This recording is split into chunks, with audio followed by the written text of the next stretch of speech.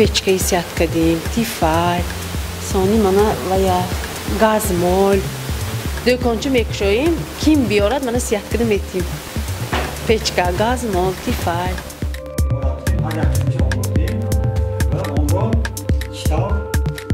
این شاگردها من همشون بالا یخت بدیان در مدت 3 هفته علاقه یک چند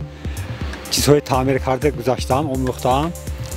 باز من حالی این درس ما 3 ماه که دوام میکند در مدت 3 ماه به فکرم البته اینها کوشش غیرت میکنن که با یک چند نمودهای اسباب برقی تعمیرش آموزان اسامی عادی ترین الکتریک پلیت که ساکده تا کاندیشنر